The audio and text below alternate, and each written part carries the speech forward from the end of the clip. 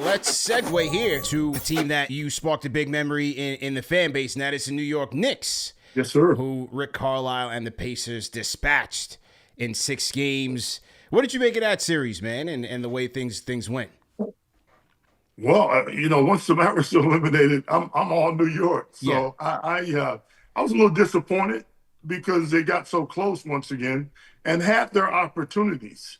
I'm a Thibodeau guy. I love him. Think he's a great coach. But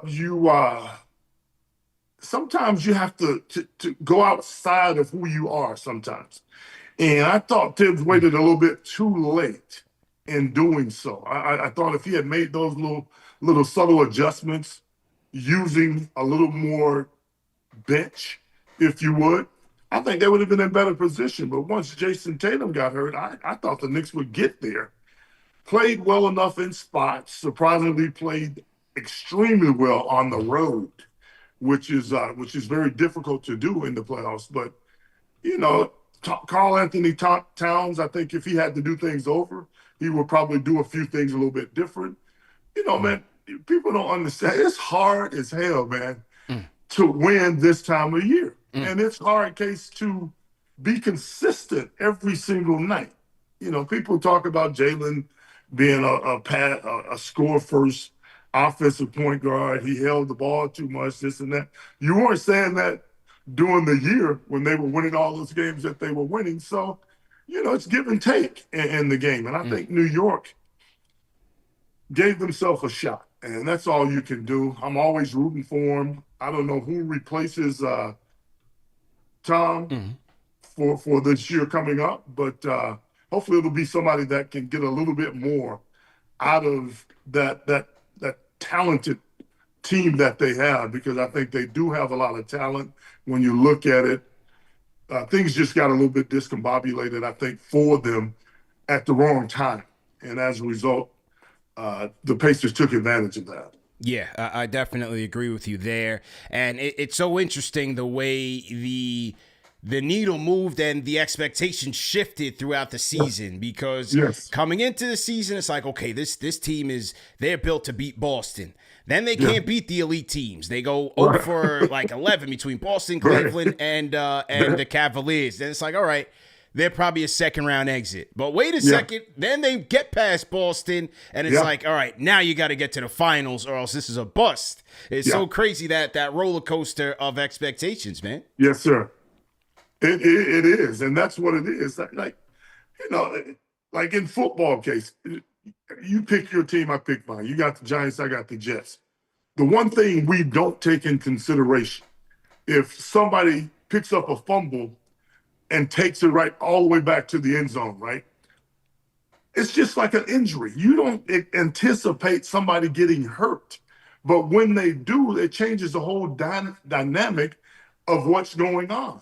And injuries has a little bit to do with that. But, Knicks can hold their heads up, man. I saw all the guys. I was coming to the finals. Had they made it to the finals, I had plans to get there. But, good luck next year. That's all you can hope for. But by any stretch of the imagination, I don't think anybody should be disappointed. That's why I was surprised when they let Thibodeau go, because I considered it a successful season, getting all the way to the conference finals. Yeah, no question about it, man. And I call it the Legends Lounge, man. I was at those home games, and Patrick's there. We're waving the towels. I'm going crazy Starks and all that. I'm like, man, we need Harper in the mix. The crowd has to give Harp his flowers. And I appreciate that. Yeah, hopefully next year, man. Hopefully next playoffs you make it there. God willing. One thing I'll say about next year, it's not guaranteed you get back. No, it is not. I'll never forget. We started after Indiana, after Patrick missed the little bunny, we started talking about next year. And it never came. You can't take it for granted that you're going to get back. So hopefully the Knicks will have a successful season, play the Mavericks in the finals, and we'll automatically be there. Yeah, if that's the case. For sure. Now, as the Knicks are out there and they're looking for their next head coach, there's talks out there that they are interested in the Dallas Mavericks coach, Jason Kidd. one of the greatest point guards to ever play, former Knick as Absolutely. well, and led his Mavericks to the NBA Finals just last year. Yeah. You know what? It's not clear on whether or not the sides will talk or if he'll get there. But if he does, what are the qualities in Jason Kidd that you would like, and for this Knicks team? A player's coach allows guys to be themselves, and I think that's what success is as a coach now, is removing your ego. He has zero ego, and I give Jason Kidd a lot of credit for the development of Jaylen Brunson, because I really think that playing under J. Kidd, Jaylen really learned and grew as a point guard. He was already good, 2 championships in college, all of those things. But it's something about playing under the kind of greatness that Jason Kidd is. I mean, this dude, he thinks the game like I've never seen a player think the game. And I just thought that he did a terrific job under Jason, learning the little nuances of the game, and it helped Jaylen to be prepared even more for coming to the Big Apple, and his heroics speak for themselves since he's been there. Yeah, and Jaylen on previous podcasts has given Jason Kidd a lot of credit for his sir. development and his growth, and so it'll be interesting to see if they make that move. But I think ultimately the front office thought process is someone is more of a player coach, a bit more collaborative in nature, and who's a bit more relatable as well. It seemed like Tibbs was doing a lot. You got to delegate responsibility a lot of times as a coach in the NBA. That's why you hire assistants. You got to listen to them. You got to believe and have faith in what they're telling you. And sometimes it makes a difference. So, I'm not happy that Tibbs is out of there, but, as well as I know, Case, the beat goes on once changes takes place. Yeah, it's tough business, man. You can never unpack your bags anywhere, whether you're a coach or a player, Harper. And it seems like now you better not. Yeah, it seems like now it's very quick. That lack of patience is very quick. It's so weird. It's quiet after the finals.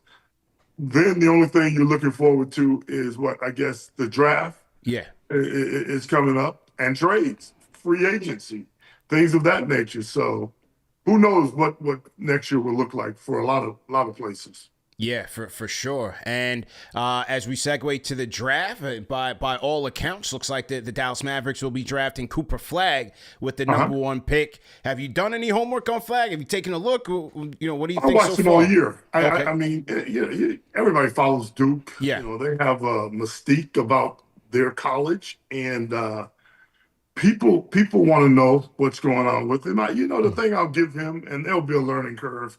You can't expect a kid that young. Go back over the last 5 years, say, CP. How many players have taken the league by storm their first year? Wemby had a superb rookie year. Other than that, I really can't think of guys that have really. So my point is, it's going to take some time for him to develop. But I think the skill set is there, the size is there, the intellect is there as a player, and I think he'll help the Mavericks, provided he stays here, signs here, and be a Maverick. But I think our big questions here are simple and plain. The Mavericks need to be healthy. Healthy. Yeah, for him to have the kind of impact that everybody's expecting him to have, because playing with greatness clearly will give him an advantage. AD, Kyrie, when you're playing with those kind of guys, you're kind of the third, fourth guy, and I think he has enough skill to dominate from that standpoint. So we'll see how it plays out. But I just think when you talk draft, man, you got to get the right piece, somebody that fits your style of play, somebody that you're going to allow to grow, make some mistakes as you're growing, and you can find a couple of diamonds in the rough sometimes. Yeah, no question about it. So it'll be interesting to see. As you said, we'll see what happens when Kyrie recovers from that ACL injury. Yes. Anthony Davis Which is a toughie, man. Yeah, tough. That's tough. Man. That's a tough injury, man. I don't know anybody that has come back from it, Casey, and been the same guy. And we know Kyrie is when he's healthy, one of the best point guards ever to play. But that little injury, I really hope that he takes his time, one, in getting back to himself, and just that he doesn't skip a beat, because I saw Kyrie from afar all of his career. But when you get a chance to watch him up close and personal, you're talking about dynamic. He takes the case of just being a dynamic contributor on the floor. Yeah. Well said there, man. Salute to everybody in the chat. Once again, hit the like button, hit the share button, subscribe to the channel. We got a comment here from Michael Powell. He says, I enjoyed watching Harp go against those Laker teams of Magic, Kareem, and James Worthy. What were your favorite memories with those battles, man? I don't know if it's a great memory, but all I can think when I start talking about the Lakers, if it wasn't for them, I probably would have played for a lot more championships. They were a nemesis for us. You're talking about what, three Hall of Fames, and possibly four one day. Yeah. Well, no, four, because Coop just got in to the Hall of Fame. If I'm not correct, he got in, so that they had four Hall of Famers on that team back then, and it was so hard to get around them. I mean, Kareem created a problem. Magic was a problem. James Worthy, a guy you don't hear a lot from and about, but one of the most underrated players, all forwards, ever to play in this league. Just fit what the Lakers were about so well. Showtime Lakers were up and down the court with Magic in the middle, looking at you and then passing to me. Magic, the no-look stuff is what EJ was all about, man. So I'm not surprised that they won so many championships, and we just couldn't get by them. We were tied. I remember at halftime one year, I said, this is the game. This is the game. We're going to beat them today. To go to the finals never happened because of their greatness and their dominance in those years. Legendary team, man. And now in today's NBA, hey, a lot of people looking at the Thunder as potentially that team that can keep it together and keep growing. One of the youngest teams to ever make it to the finals. And the way the salary cap stuff is working, they may be well positioned to keep it going. Yeah, I think they will. I don't see. They're very patient with their players too. You don't have to be in a rush to get things where you want to get them. Sam Presti has done a absolute phenomenal job in building that franchise to where it is now. He probably has 20,000 picks left. Yeah, he has so many first-round picks, second-round picks. He's been very, very cunning in building that thing, and he's taken his time, and it's paying off now for the Thunder. Kudos to them, small market or not. Hot Dorito in the chat says, ask Harp, what does he think Brunson should work on this offseason? Jaylen Brunson, Captain Clutch, had some heroic fourth quarters for the Knicks all season into the playoffs, man. That game winner against Detroit was something spectacular. But what do you think, Harp? Because as you said, he is, now that the allure has kind of worn off, if you will, and expectations in New York, now they want to say, hey, he's got to pass the ball, he's got to distribute. What do you think? It's an interesting debate and conversation. We went through a period where everything was about point guards. Dame, Halliburton, we were just talking about. Everybody, for a little stretch there, we're talking about scoring point guards. And Jaylen is certainly that. I think the personnel will help him to grow as a player. Put some different people around him, some different pieces around him could change all he needs to change. I mean, surely you want him to change and, average 10 assists, but that's not predicated on just him. Yeah. It's predicated on guys making shots, running the floor, doing different things. It's so many intangibles to basketball that you can't just rely on him to come out and do what he does. Think about it like this case. Even though Brunson is a shoot-first point guard, where would they be without him, though? That's right. What would they be doing if he wasn't averaging 27 points, 5-6 rebounds a game and assists? They wouldn't be where they got. So, you Yeah, and I understand the question. It's an excellent question too. But I guess I'll say you rather have him averaging 27 than not to have him, and you weren't winning games. That's the question. That's the thing with Shea. What he does, Case, doesn't interrupt. I heard somebody say this, and I thought it was King. So even though he averages 30 points a game, it doesn't disrupt what they are offensively. True. It's true. That's what you want to hear. That's what you want. And I don't know if JB interrupts what other guys do, but I know the game and I can feel the game. I can feel one of the things as a point guard you got to know is how to involve everybody else. When to go, when to slow down. Gus Williams told me that my rookie year in the NBA. He said, Derek, you're going to be really good in this league, but you got to slow down. You can't play at one pace all the time. I think that'll help Brunson as well. Just slow down a tad. And he's a very patient offensive guy, but a lot of things, it's predicated on a lot of different things, not just him passing the basketball. It's a lot of different things that have an offensive-minded coach might even be the difference for JB being a different player. So we'll see. That's what I'm hoping for. Someone, again, not a knock on Tibbs, but someone who can open up this offense a little bit more. They made the investments for Towns.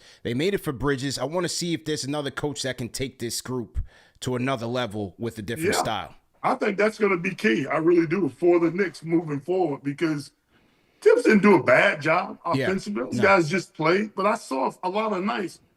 Well, Towns was a little frustrated because he wanted the basketball. And I get that. As a big that's averaged 20-plus points your whole career, you do want the basketball. So I think they have to come up with some strategic ideas on how to play those two guys together. OG is a guy I promise you will do anything you ask him to do, but is capable of scoring the basketball as well. So it takes time. It's going to take a little time, but I think they'll figure it out. How about the fit? He's a guy you saw in Phoenix prior to being traded to the Nets. How about the season that McCall had? Ups and downs. Had a little bit trouble adjusting with his role. Had some bright spots, especially when Brunson went out with the injury. And I thought he had some bright spots in the playoffs, but still needed a little bit more from him. What do you think about McCall? You know what? Just not consistent enough this year. And give him a pass. I think McCall can really play the game. His first thought is to defend. He's a great defender, makes things very difficult for offensive players. Another year with his homie and JB, I think is going to help him. But man, when you don't make it, I think a lot of times you can outthink yourself. Case everybody says, "Oh, you got to make changes. You got to do this. You got to do that." The only thing you got to do right now is find a coach. And hopefully that coach is suitable enough for your franchise and can get you over the hump. You could help you to win 4 or 5 games. That's a big deal. So, I think Bridges is not a guy you want to go playing around with because those 3-and-D guys are very difficult to find when they're as good as he is. I think I looked at his stats the other day. He averaged 17 points this year for the Knicks. That's respectable, in this league. It's hard to do that. So if he can give you that, and the Knicks can be better defensively. Tibbs used to be a defensive-minded coach. Period. And then all of a sudden, the Knicks started scoring 125 points.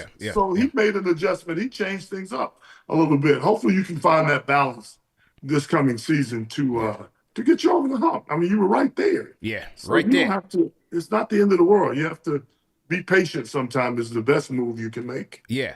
Well, listen, man, it was good to hear that you were in the same boat as us, wallowing in the pain as we were 2 games away from the NBA Finals. It was painful, Harp. We went on a tremendous ride with this team, as you know, a la 94. But, man, the crash is much harder when they lose, man. Hey, man, I felt the energy at the Garden watching the games on television and really talked to a bunch of people about trying to get to New York. I really felt like I was going to go if they were in the finals right now. That would be a no-brainer. But, sometimes we want everything. We want, it's like apple pie and cherry pie, blueberry pie. You want all the pies, right? So it was an interesting year to say the least for the Knicks. Yeah, no question, man. What's the all-season plan for you? Anything special? You know, what are you gonna be doing? No, not at all. Gonna get out of here and take a little vacation. Go hang out on the ocean somewhere. Not sure yet where, but may try to make it out to Vegas. That's always a fun time to watch the young up and coming players out there trying to find their way as players. I always enjoy that when I called a couple of games out there for TNT and that was fun. But just gonna enjoy life, man. Just kick back and be grateful and thankful for what we're able to do, because we're not working, guys. Yeah. We're just talking about our love. That's you know right. what I mean? That's right. It's a beautiful thing. I'm grateful. Yeah. And thankful that I get a chance to, man. Likewise, man. Well, listen, man, as one of my heroes from the 90s days, I'm thankful for you to give us the time today, man. Always appreciate our conversations. And same here. Yeah, have a great Father's Day to you, man. You do the same. You're one of my favorite people, man. I appreciate you very much. Yes, sir. Appreciate the time again, Harp. Be blessed, babe. All right. That was our guy. Salute to everybody in the chat. The great Derek Harper, ladies and gentlemen. Hit the like button, hit the share button, subscribe to the channel. That's my guy, man. That's my guy. Shout out to Harp, one of my heroes from those days, man. And you know, moments like this is just one of those, like he said, where you are very appreciative of what you do. You know, who never in my wildest dreams would I think that, you know, 30 years later, we be talking about the game and reminiscing about the old days. And Harper's a frequent guest on KnicksFanTV, and now he's here on the NBA Report. Always gives us the time. So I don't even remember how we first connected, man. But in terms of getting on for the content, but like I said, man, it's always a humbling experience and conversation when he's on here, because like I said, this is one of my guys, man. 94 Harper's good. You know, when they got Harper, I was like, oh my God, this guy's great. He's tough. He's ferocious. Should have won the MVP in 94. But as he said, you know, all good things must come to an end. And unfortunately, they didn't get the chip. So anyway, salute to everybody in the chat. I'm not done. I'm gonna grab Dexter Henry. Let's talk about this Knicks coaching search over on the Knicks Fan TV side of the house. For the NBA Report, we will be back live after Game 3, so we'll be back live on Thursday recapping Game 3. But for you Knicks Fan TV guys, we're going to set up another show on Knicks Fan TV and talk about this Knicks head coaching search, because things are getting a little interesting right now, man. All right, so thanks again, everybody, for tuning in. Hey, we're trying to grow the NBA Report as well, man. So make sure you're hitting the like button, you're hitting the share button, subscribing to the channel. Also know that the NBA Report is available on all podcast platforms. So make sure you guys are clicking the links in the video description. And as I said, like, share, subscribe. We're trying to grow this back up and get more consistent on this side of the house. All right, so we'll see you guys on the Knicks Fan TV side on a little bit. And NBA Report, guys, we'll see you on Thursday. Peace.